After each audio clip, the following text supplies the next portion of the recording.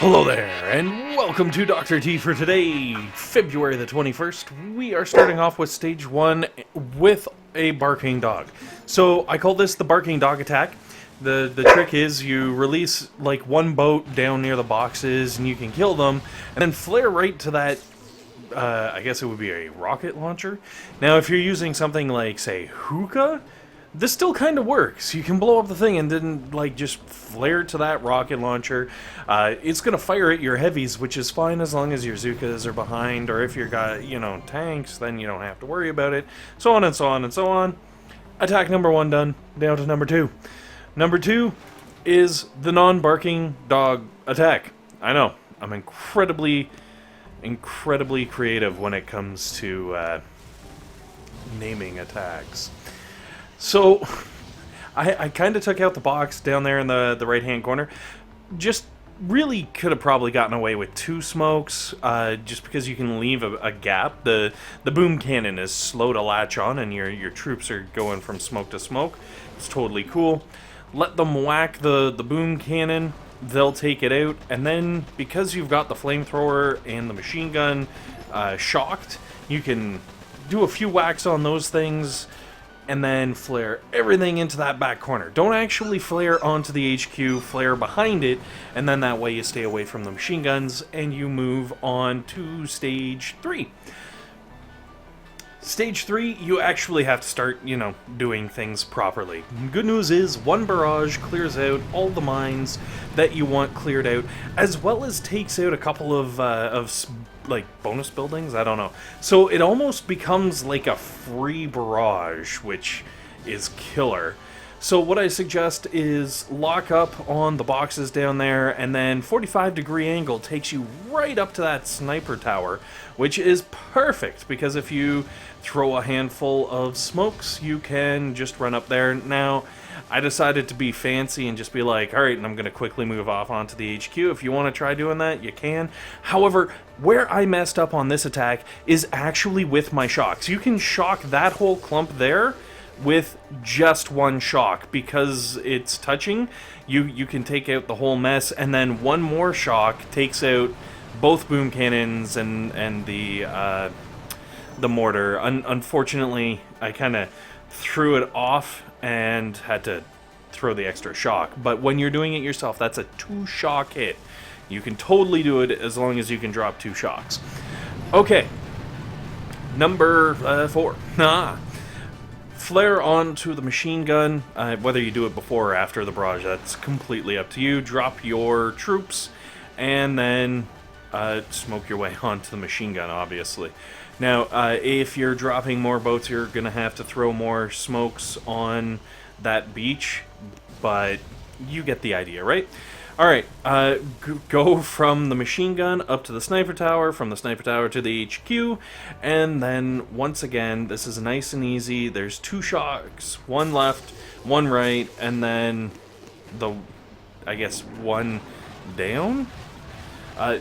Because it's 2 shocks on the right, but I don't know. The bottom one you don't really have to do. It's the one machine gun and a sniper tower that's going to be firing at you. The big important ones are on the right, and like at the top you get that whole cluster, and then on the left you get that handful of stuff. Moving on to 5. Now for number 5, there is only the one boom mine that really needs to go. But I used a barrage because I knew if I used a barrage, I'd be able to take out the 2 extra buildings, which would give me 6. It makes it like a 4-pointer. I figured, why not? And I'll show you why. So, obviously, smoking, it's like a 2-smoke landing, I guess that would be. I don't know what you call that, or 1 smoke, something. Some kind of smoke. I did go to the sniper tower because if you go straight to the HQ, I just don't trust that path. Now, I also blow up the sniper tower with 2 artilleries because then you've got the one group on the left and you can shock that whole thing, and then you got the group on the right. You can throw a shock over there, and then you can take out the sniper tower at the south end with the flamethrower if you really want, but you don't even have to do that because it's only going to be the one sniper tower that's really taking any kind of shot at you. Excuse me. Okay, moving on to number 6. 6 gets a little tricky. So, Barrage on the HQ to take out all the boom mines that are kind of chilling around there. And then I landed over on the mortar, which, yeah, okay, it might be kind of weird. I did the double smoke just because there are a lot of shock launchers that are in range of the beach, and it's just, I did not want to play that game. So, 45-degree angle cuts us right up to the, I guess, middle mortar, we can call it. And the troops definitely took a stranger path than I was expecting, but eventually we end up in the right place. And then this is a 3-shocker, one on the right, one on the left, and then one at the bottom to make sure you get that shock launcher.